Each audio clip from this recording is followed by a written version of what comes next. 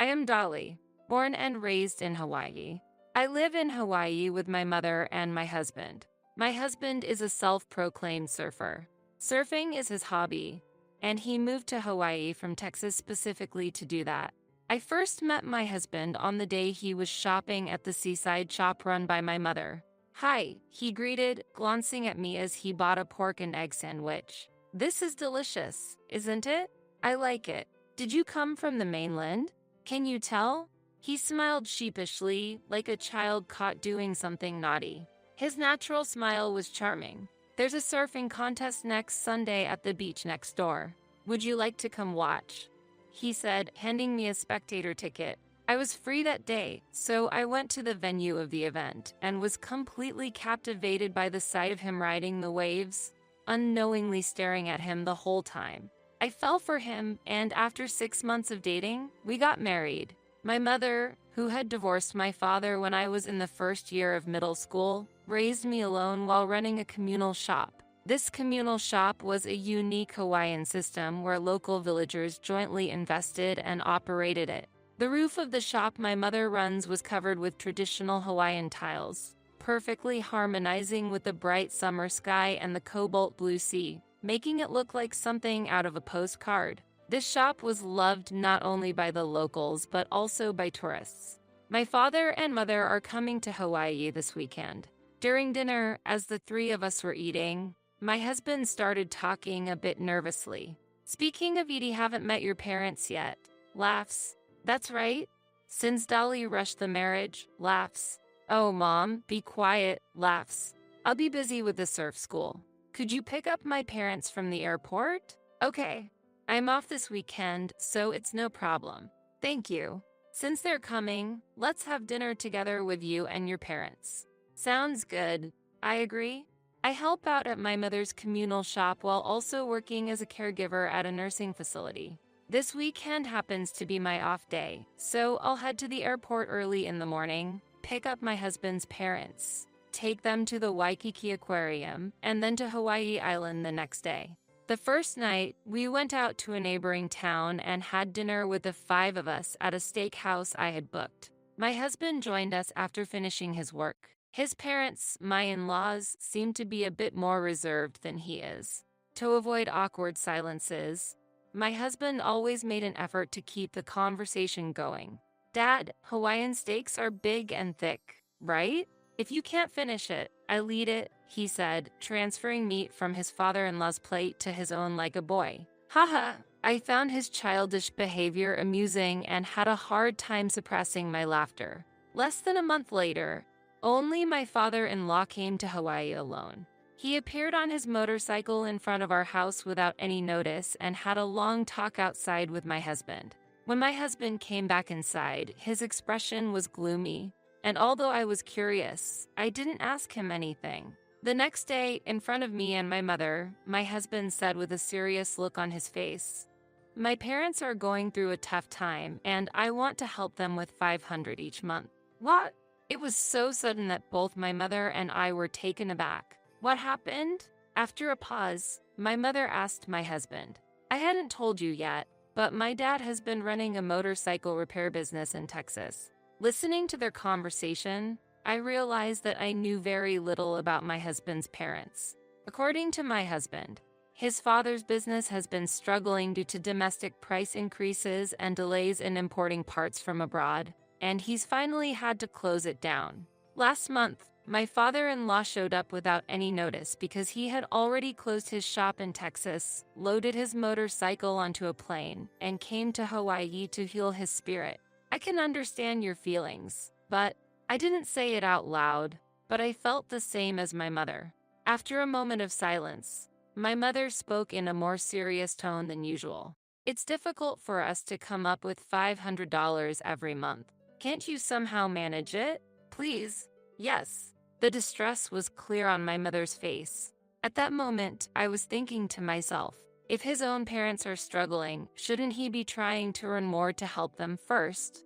In the end, my mother managed to raise the funds from somewhere and transferred $500 to the bank account specified by my father-in-law. My husband was contributing a portion of his winnings from domestic surfing competitions and his earnings from the surf school regularly to my mother. Competitions were not held frequently, and the surf school was relatively quiet except during the tourist season and weekends.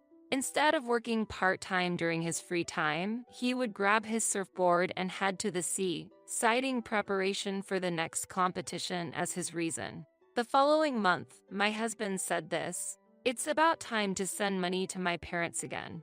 Are you planning to burden my mother again? But I'm giving the money I earn to your mother every month. I don't know how much you're earning, but sending $500 every month is not possible." It might have been the first time I got angry with my husband. I looked for my mother's reaction, but she just stayed silent. Later, it seemed that my mother had transferred $300. Winter was approaching. The surf school was entering the off-season, and the amount my husband was passing to my mother gradually decreased. One day, suddenly several large packages arrived at our house. "What is this?" I exclaimed when I found out that the sender was my in-laws from Texas. "What does this mean?" I confronted my husband, who had just returned from the sea. "Oh, that's the stuff my parents sent for living here. I just heard it on the phone." Wait a minute. It turned out that my in-laws, who had closed their shop in Texas, were moving to Hawaii to live with us. Our house was not a detached home. We were renting a part of the landlord's house. We were renting 2 rooms on the second floor of the landlord's house, where my mother, I, and my husband lived. The already cramped space became even more crowded with the arrival of the luggage, and I was pushed into a corner of the room. My mother, who had returned from work, said, "What's going on?" At that moment, my husband said, "My parents come first. Mother, please leave." There's a phrase that could be used in such situations. If that's the case, then we're getting a divorce. However, my mother and I, caught up in daily life, did not have the luxury to utter such lines. After a while, my mother, with tears in her eyes, said quietly, "All right, I'll leave. Is that what you want?" "Wait, Mom, you're not going anywhere." Strangely, I found myself shouting not at my husband but at my mother. The next morning, my mother quietly packed her belongings and left the house. I cried and pleaded with my husband. "Why has it come to this? I can't stay here anymore." In a corner of the room, I packed only what was necessary, avoiding looking at my husband as much as possible, and left the house. As I opened the front door, I inadvertently glanced back at my husband. The image of him laughing smugly stuck in my mind. I hate to admit it, but did we lose this battle? In our community, there are traditions that can be useful in such situations. Unite and social. Unite represents a spirit of mutual support, and social support group is a system whereby people form groups and regularly pull money together. This pooled money is then used in turn by members of the group. My mother used this system, and with the help of her social group, she managed to rent a new room near our communal shop using the accumulated funds. I moved into that room as well. The social group and the people from the shop were very sympathetic towards us and treated us kindly. When I went back to our old home to retrieve some belongings, I found my in-laws from Texas, who had moved in and were lounging comfortably in the house. Additionally, for some reason, there were now 5 cats. "Why are cats here?" "Oh, Dolly, the landlord just mentioned that this month's rent hasn't been paid yet." "Hasn't your mother paid yet?" "What are you talking about? Your parents are living here with you. You should be paying." I was completely infuriated by my husband's irrational statement. The in-laws nonchalantly relaxed on the sofa without any signs of remorse. "Why do we have to leave our home for your family? I only asked your mother to leave. You decided to leave on your own." "Understood. Just be prepared because I will get my revenge. I will not let this crazy family take over our house without a fight." My mother and I began secretly planning our revenge against my husband and his parents.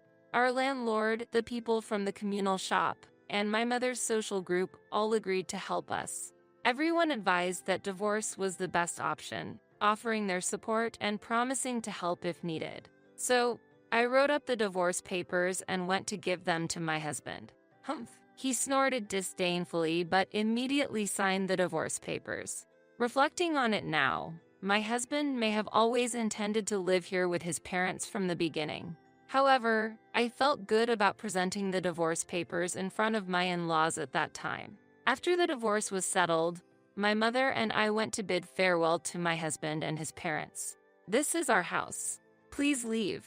My mother suddenly declared this in front of my husband and his parents. "What are you talking about all of a sudden? This is just a rental place, and it's just 2 small rooms, isn't it?" Laughs. "You all don't understand.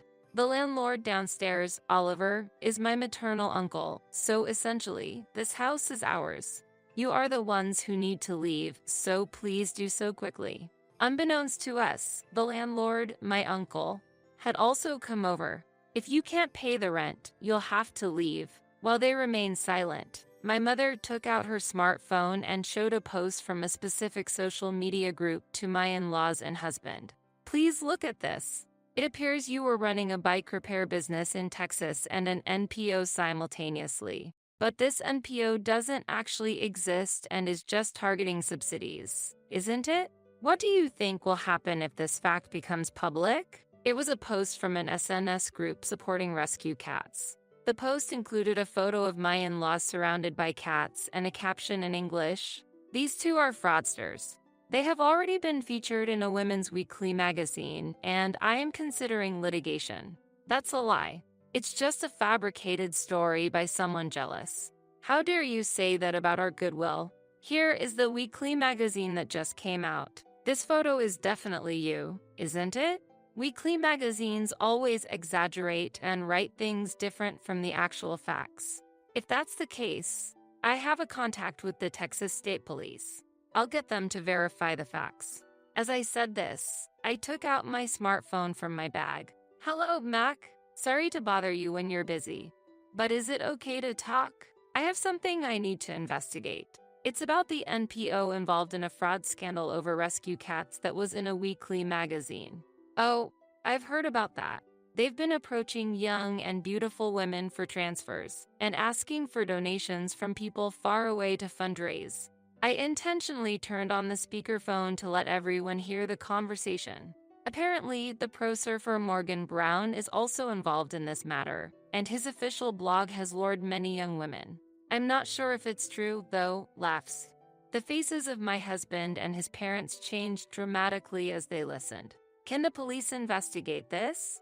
"Yes, I'll start by talking to the relevant department. If that doesn't work, there might be a possibility for a civil lawsuit." "Thank you. I feel relieved hearing that." "Not at all. You're welcome." After ending the call, I confronted my husband and his parents.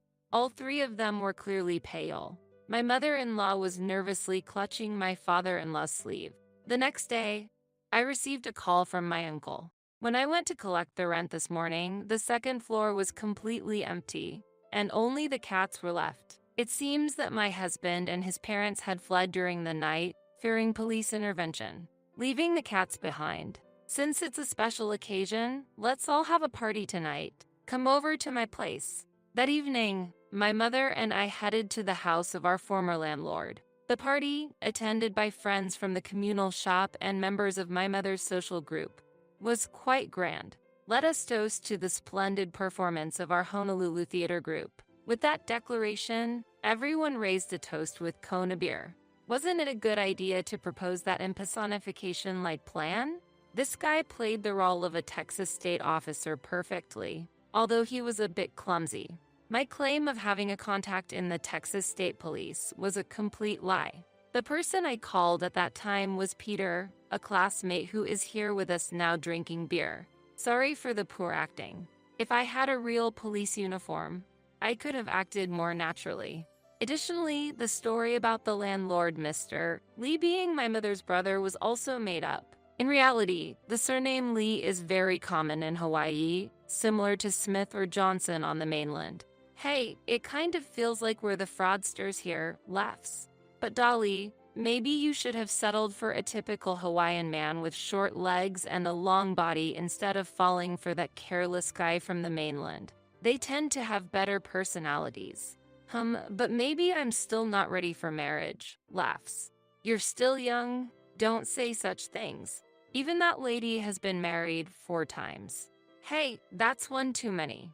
Oops, my mistake. I thought it was 5 laughs. It's 3. Laughter echoed around us, and the party continued until late into the night. My mother and I decided to continue living in an apartment near the communal shop. The 2 rooms on the second floor of the landlord's house were given to my childhood friend Kelly, who said she wanted to open a cat cafe. The 5 abandoned cats were cared for by Kelly and her friends, were cleaned up, and eventually became the star attractions of the cat cafe with a sea view. Later, I learned through a post in that SNS group that my in-laws were prosecuted and sentenced to 1 year and 6 months in prison and fined $6,000 in a civil lawsuit. My ex-husband Barnard, who had also been soliciting donations for a fake NPO on his website, will likely be charged with some crime in the future. With their departure, it feels like the laid-back Hawaiian daily life has returned. I will continue living in Hawaii, even if it's modest. I really love the Hawaiian lifestyle where people support each other.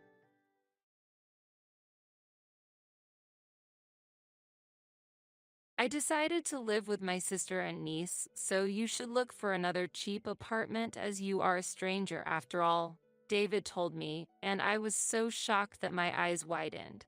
I was speechless with my mouth open. I never thought he didn't know this in-law's house is registered under my name. I don't mind having my name removed from the registry, but I made one suggestion before that.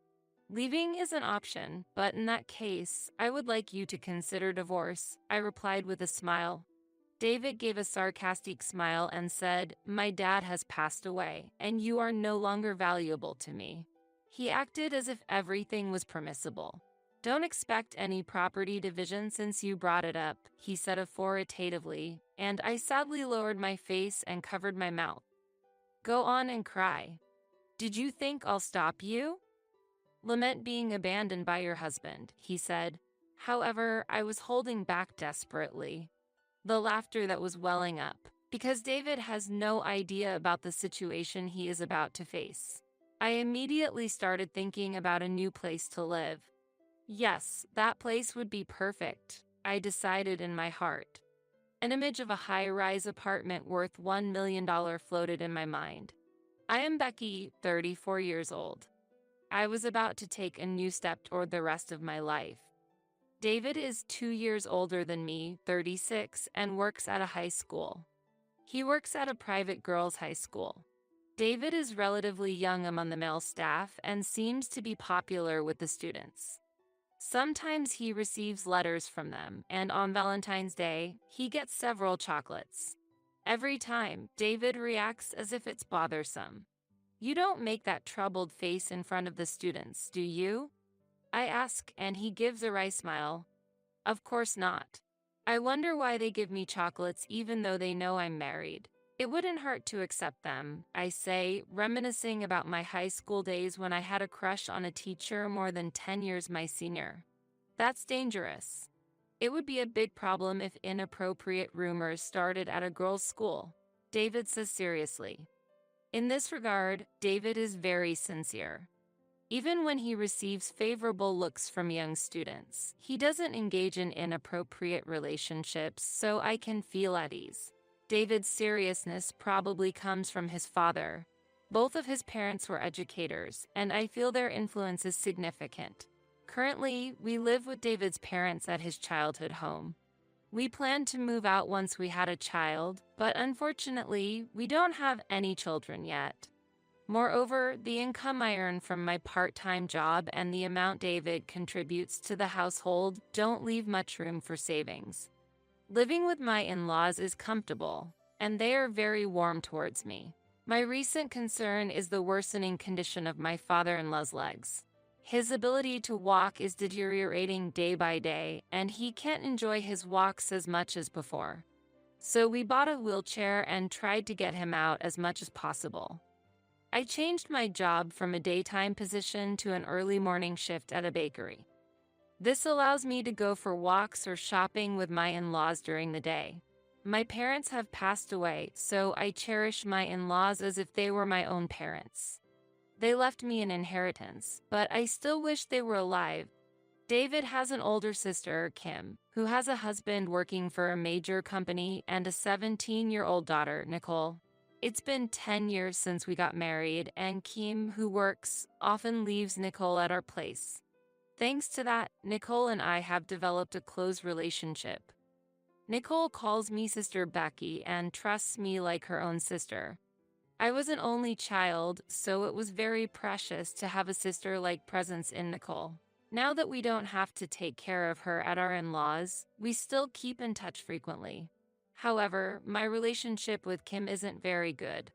Ever since the first time I met Kim when visiting David's parents, I never had a good impression of her. She laughed and said, "I thought he would choose someone cuter at our first meeting." Moreover, David didn't stand up for me at that time. If David's parents hadn't been upset by Kim's words, I might not have married David. David later said, "I don't choose people based on their looks. I believe that personality is the most important thing in marriage." However, those words didn't resonate with me much. Instead, the immediate anger from David's parents made me feel they cared about me. I wanted to be dutiful to David's parents as I couldn't be to my own. Lately, Kim has been coming back to the family home more frequently. She doesn't talk to me directly, but from conversations with David and his parents, it seems there are frequent conflicts between her and her husband. Despite both working, she's often pointed out for neglecting household chores, expected at least to handle cleaning. If I only worked a few hours part-time like Becky, I could manage housework too. But I work full-time, she sarcastically remarked, glancing at me. Kim often compares herself to me.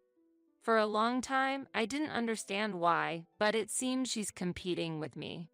Maybe Kim was upset because David's parents sided with me when we first met. Eventually, David defended me, which seemed to increase Kim's anger. "Well, we're getting by only because Mom is helping out. It would be impossible alone," David said, and Kim laughed proudly. "Without children and with Mom's help, it's natural you can manage household chores." "No, you're not managing. Kim is more capable, isn't she?" They laughed at me disdainfully. I caught my mother-in-law's eye watching them from a distance, and David quickly cleared his throat. "However, Becky is doing her best. She's attentive, like taking care of my father with his bad legs." As I walked to the bedroom, leaving Kim surprised by his statement, I decided to contact Nicole. Nicole calmly responded, "Yes, Mom is wrong in this case." Despite having time, including when Nicole is at tutoring, the housework should be manageable. But it seems it's not being done. There's no sign of her being unfairly scolded. David typically sides with Kim. Kim is competitive with me, and David seems to harbor competitiveness towards his brother-in-law, who works at a top company. But as I see it, David is clearly lagging behind in this competition. His brother-in-law earns several times more than David. My point isn't about the amount earned, but how much one can spend on their family. I don't know how much David earns, nor does he know or show interest in my part-time income or savings. As long as we can get by on what he brings home, that's fine. I don't know what he does with the rest of his salary. However, there are nights he comes home late. He explains, "I was out drinking with work colleagues." Whether that's true or not, I can imagine David, who avoids even the slightest rumors among his students, having an affair. I never doubted him. David contributes $1,000 a month to our household. Normally, this amount would be challenging to sustain a household. This fact alone could be a seed for divorce or conflict. "This is my parents' home, so no need for rent," David says. "But $1,000 is a bit." I counter. "Then, how about asking my parents for living expenses?" he suggests. "That's not really the point." I say, but my true feelings don't seem to reach David. I don't expect David to support all three of us alone. However, I don't feel a sense of responsibility for his family in his actions. "You can say such things after you have children like your sister," he said, knowing it would hurt me. At that moment, I realized that although my husband cared for his sister, he did not show the same care for his wife. Meanwhile, my father-in-law's leg condition was gradually worsening.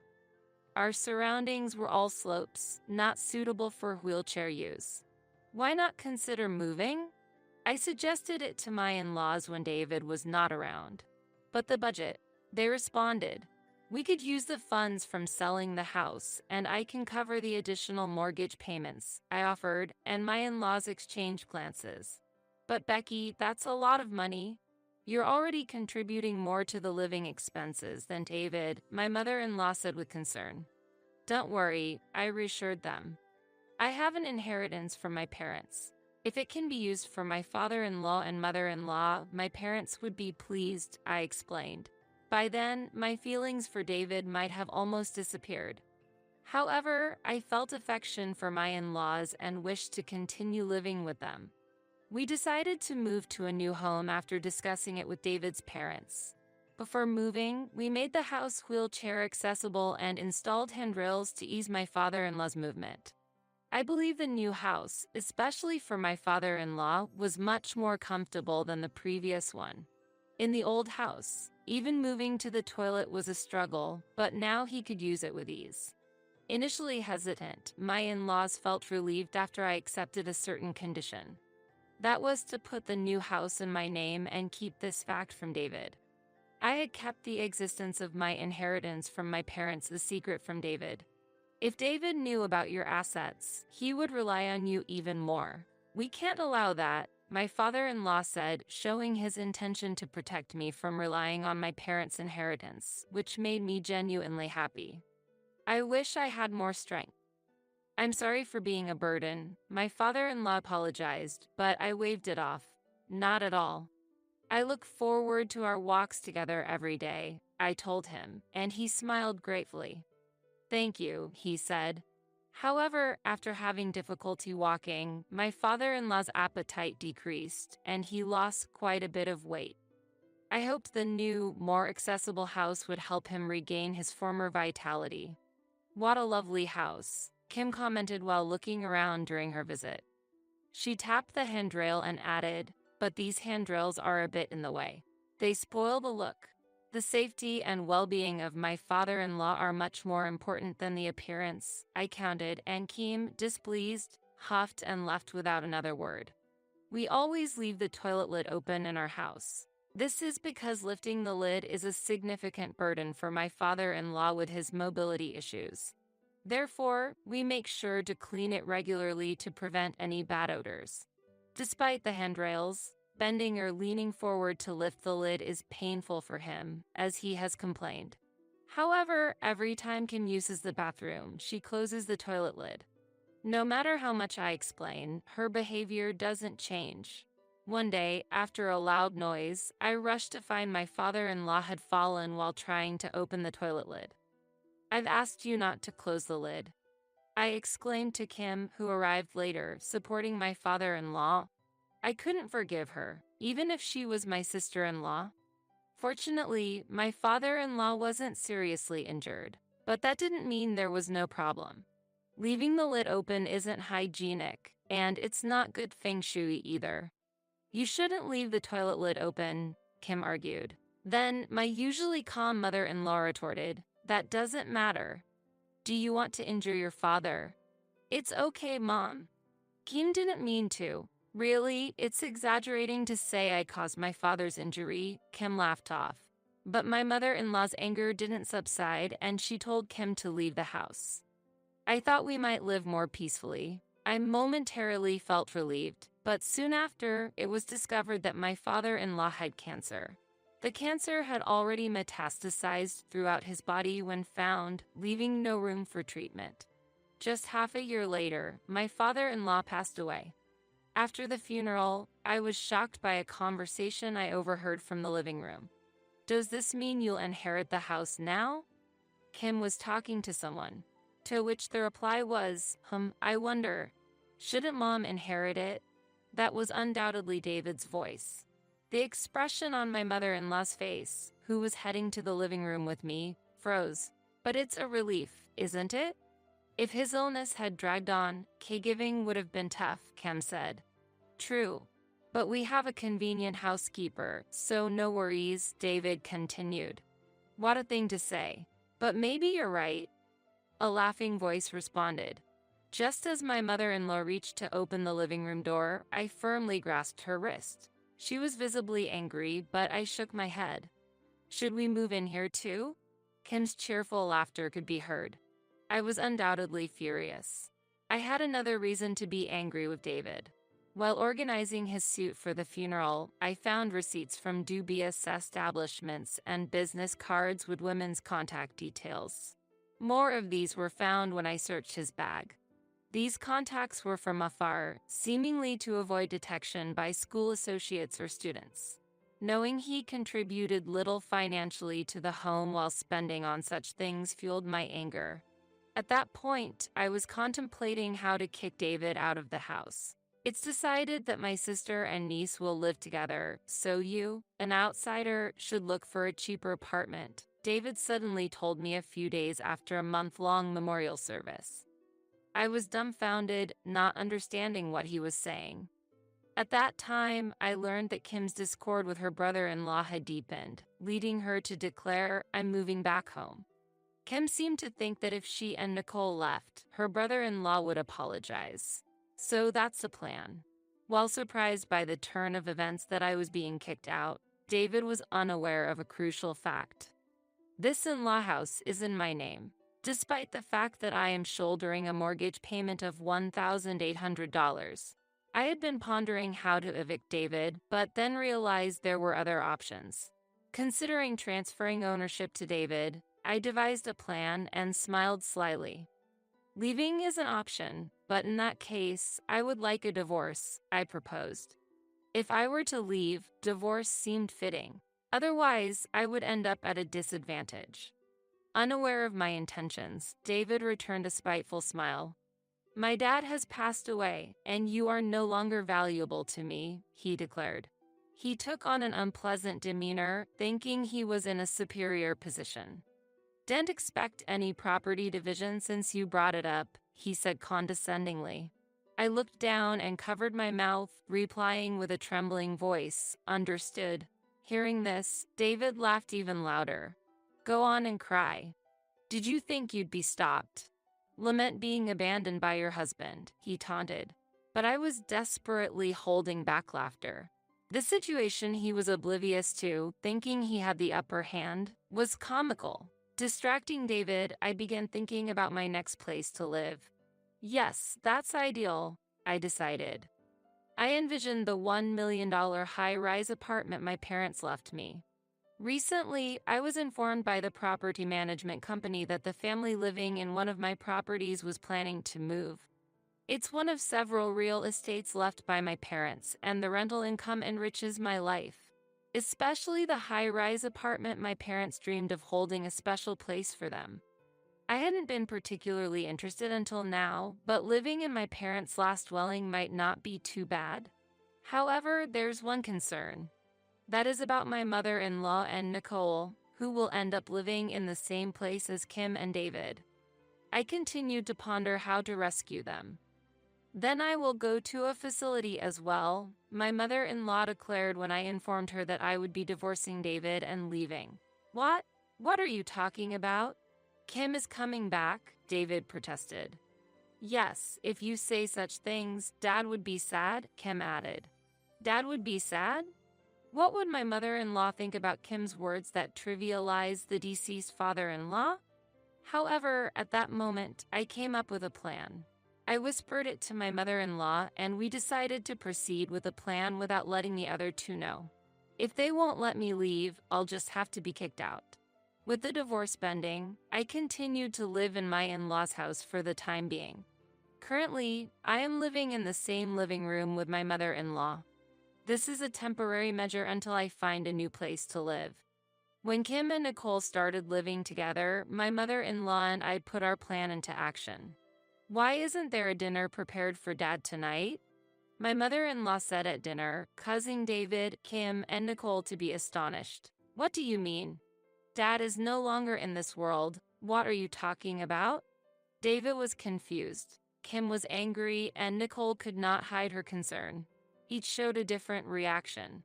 Although it was necessary to keep this plan secret from Nicole to avoid suspicion, it pained my heart.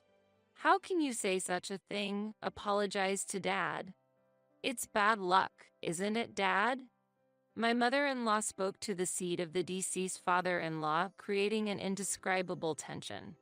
I quietly prepared a meal for the deceased father-in-law.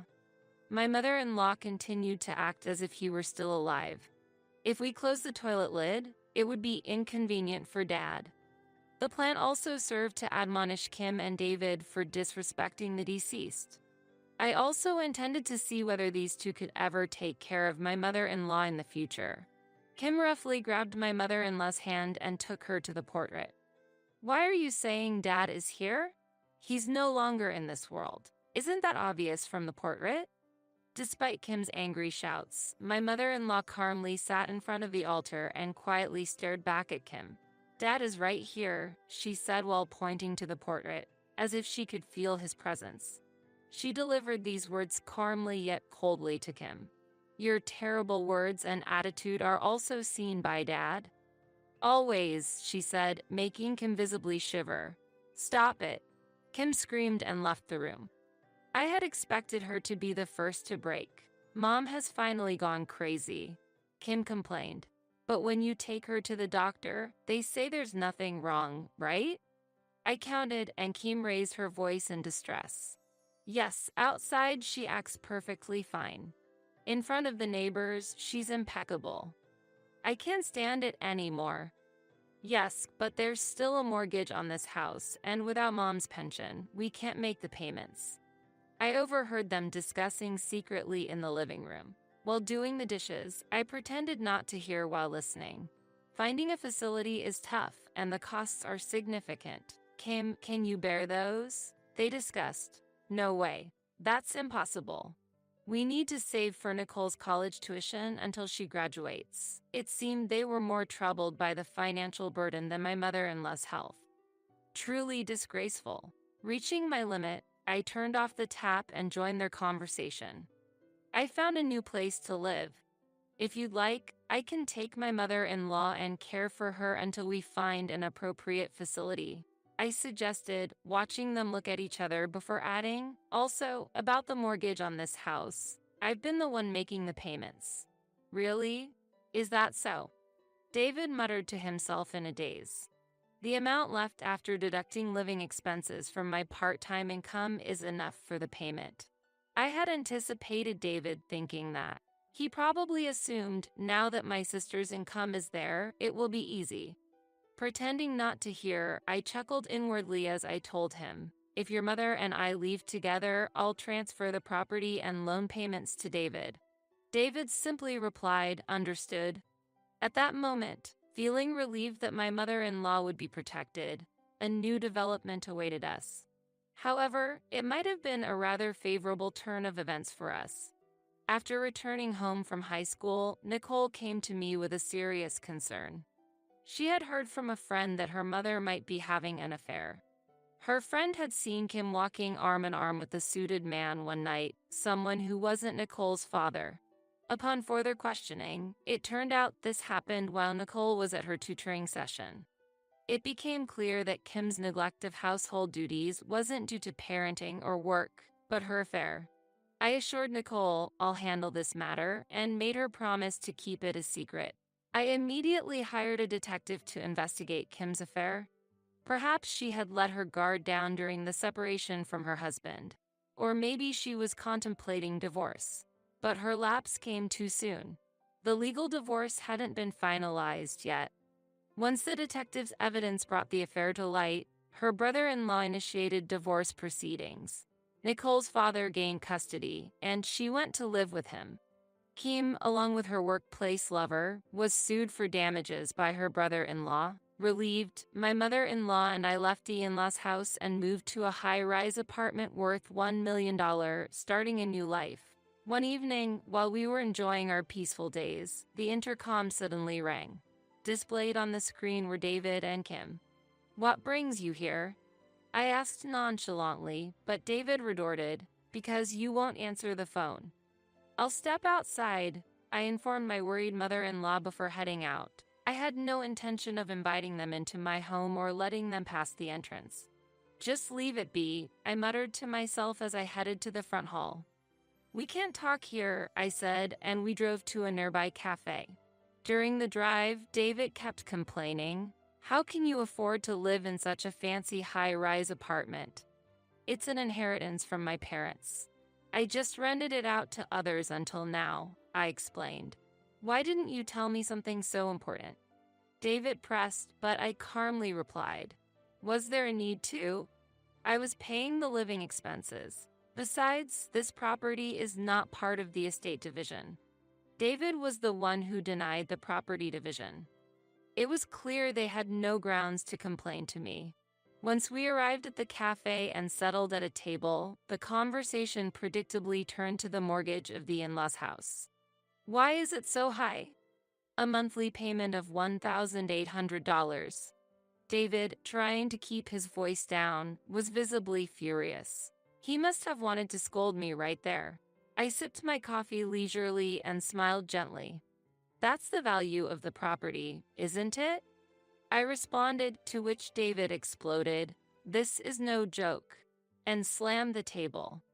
Kim tried to calm him as the surrounding patrons turned their gaze towards us. "Stop it. But Becky, you should have mentioned such a high mortgage," Kim said. Their desperation almost made me laugh. No gratitude was shown to me for paying that amount all these years. "I wasn't asked. Besides, you left the title transfer mostly to me, right?" I said quietly, hinting that it's improper to complain only when inconvenienced. Considering Kim was facing compensation claims from her husband and the wife of her lover, I could somewhat understand their situation. Moreover, the affair being exposed at her workplace made her resign. From my perspective, it was all a result of her own making. I gently turned my gaze to Kim, and I said with a smile, "You've had it tough, haven't you?" "What do you mean?" "Because he doesn't contribute enough money to the household." "What?" Kim stared at David. Feeling the side glance, David vaguely responded, "Well, that. I see. It hasn't been long since we left." As I ambiguously spoke, realizing Kim might not yet understand, David said quietly, "Don't talk about unnecessary things," and glared at me. "Hey, what are you talking about?" Kim turned to me, demanding an explanation. I shrugged and pulled out some documents from my bag. "He only gave $1,000 to the household and frequented places like this." I laid out dubious receipts and women's business cards on the table. "What? What is this? What do you mean by going to places like this?" Kim was more outraged than expected, loudly reading the names of the establishments. "How foolish. Disgusting." Kim's exclamation triggered David's anger. "What are you saying? You two engaged in such embarrassing acts of infidelity at your workplace?" An ugly dispute unfolded before me, each critiquing the other's misdeeds. I sipped my coffee, quietly observing their argument. Concerned about a possible complaint from the cafe, I addressed David. Right. Sorry to interrupt your conversation." With that, David ceased his quarrel with Kim. Perhaps a unique communication between a long-time married couple. "You were saying?" he inquired. "I almost forgot, but there's a popular tutoring school near this cafe." "What?" They looked at each other, then back at me, puzzled. "It seems many students spend their pre-class time here," I whispered to David. "See that uniform? Doesn't it look familiar? Wonder how many are around, including those in casual clothes?" Suddenly, David stood up, causing a loud noise. He scanned the surroundings, noticing the onlookers. I could hear subdued laughter around us. It seemed my choice of cafe made sense to David and Kim. "Just so you know, I wasn't the one who raised his voice." David remained standing, his face downturned, trembling. "Thank you for exposing yourself. I'm looking forward to school tomorrow." I rested my cheek on my hand, gazing intently at David, and smirked. Before me, David crumbled to the floor. Eventually, David and Kim's in-law house was put on the market, and they moved to an old, small apartment. Kim struggled to find a new job, and David resigned from the girls' school. It seems there was a complaint from a parent about a problematic staff member. Even without the complaint, David would have resigned, but the call spread the rumor. I knew this because Nicole's friend attended the school David worked at and provided the information. As David feared, the story spread quickly. After hearing it from Nicole, my mother-in-law exclaimed, "What a pitiful pair," and I burst into laughter. Once, they came to us, relying on the inheritance I received and my mother-in-law's income. They came to apologize, but I told them, "You don't need to apologize anymore," and quickly sent them away. I still live with my mother-in-law, enjoying the company of Nicole, who often visits our high-rise apartment. She likes the view from the windows, similar to the vast sky my parents once admired. With the curtains wide open, our meals are always delightful. I hope to fulfill the filial duties to my mother-in-law that I couldn't to my parents. Cherish